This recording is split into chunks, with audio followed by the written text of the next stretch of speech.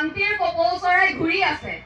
মুখ্যমন্ত্ৰী ডাঙৰীয়া প্ৰধানমন্ত্ৰী ডাঙৰীয়া যেতিয়া অসমলৈ আহে তেতিয়া কয় যে অসমত শান্তিৰ কপৌ চৰাই ঘূৰি আছে।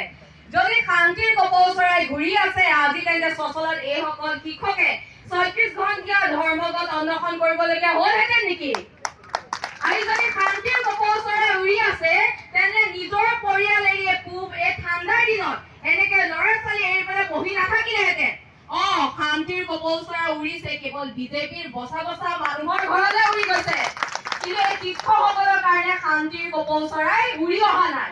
এইখন চৰকাৰৰ পৰা কি আশা কৰিব পাৰি? কাৰণ মুখ্যমন্ত্ৰী ডাঙৰীয়াই শিক্ষকসকলক কয় বেনিফিচিয়াৰী, শিক্ষকসকলক কয় মাল, শিক্ষক দিৱসটোক কয় তুলনি বিয়াৰ লগত তুলনা কৰে।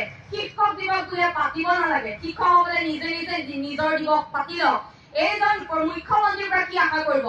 সমান্তৰালকৈ যিজন শিক্ষামন্ত্ৰী সেই শিক্ষামন্ত্ৰীজনক ক'ব লাগিব অধম শিক্ষামন্ত্ৰী। কাৰণ তেওঁ যদি কয় শিক্ষামন্ত্ৰীগৰাকীয়ে মেট্ৰিকৰ ৰিজাল্ট দিব এমাহৰ পাছত, মুখ্যমন্ত্ৰী ডাঙৰীয়াই কয় কাইলৈ মেট্ৰিকৰ ৰিজাল্ট দিব। শিক্ষামন্ত্ৰীৰ নামতহে কাঠৰ মুহা হয়। শিক্ষামন্ত্ৰীয়ে চাগে ভাবে শিক্ষক দিৱসটোতো কি মুখ্যমন্ত্ৰী ডাঙৰীয়াই কিবা যৌতুকত অহা নেকি? শিক্ষামন্ত্ৰী ডাঙৰীয়াই চাগে নাজানে শিক্ষক দিৱস মানে কি, মুখ্যমন্ত্ৰী ডাঙৰীয়াই চাগে নাজানে শিক্ষক দিৱস মানে কি। আজি শিক্ষকসকলে বাৰে বাৰে তেওঁলোকক প্ৰতাৰণা কৰিছে এইখন চৰকাৰে। কিয় তেওঁলোকৰ দাবীসমূহ মানি ল'ব পৰা নাই? তেওঁ দেখোন ডাইনামিক মুখ্যমন্ত্ৰী, সকলো ক্ষেত্ৰত তেওঁ ক্ৰেডিট লাগে। তেওঁ যিবিলাক ভাল ভাল কাম কৰিছে সেইবিলাকৰ তেওঁ ক্ৰেডিট লাগে মুখ্যমন্ত্ৰী ডাঙৰীয়া। কিন্তু এই ডিছক্ৰেডিট বিলাক কোনে ল'ব? আজি যে ৩৬ ঘণ্টাই ধৰ্মঘট অনশন কৰি আছে শিক্ষকসকলে, এই ডিছক্ৰেডিটটো কোনে ল'ব?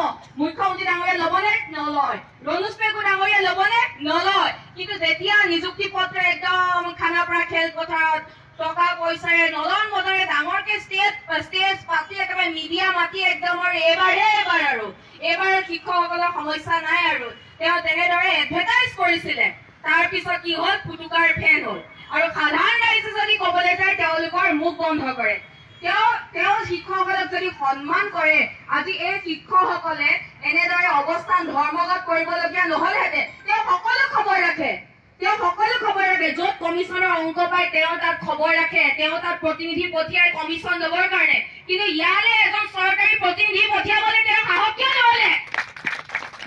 আজি এইসকল শিক্ষকে ৩৬ ঘণ্টীয়া ধৰ্মঘট অনশন কৰি আছে, এজনো চৰকাৰী প্ৰতিনিধি নাই এওঁলোকৰ খবৰ ল'বলৈ? এজনো আহিব নোৱাৰেনে?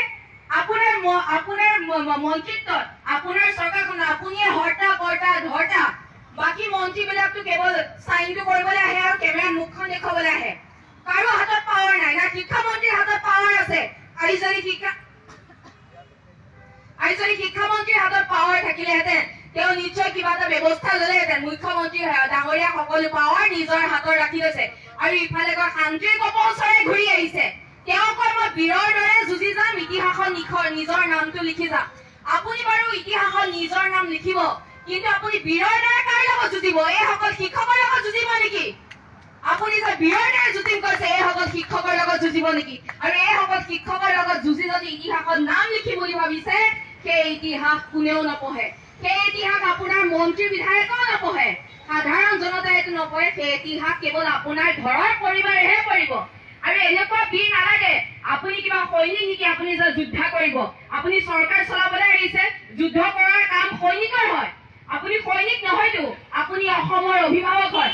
আপুনি কেৱল এজন স্বামী নহয়, এজন পিতৃ নহয়, এজন পুত্ৰ নহয় কাৰোবাৰ।